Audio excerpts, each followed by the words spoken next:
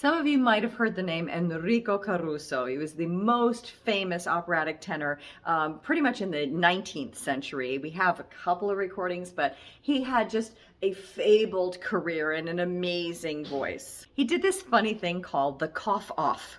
Basically what he did is he took in a huge breath, he let out most of it, and then he started singing. So I like to cut out the middleman. I want things to be really, really simple. Try taking a smaller breath. That's basically what he was doing, but he had this extra step in there.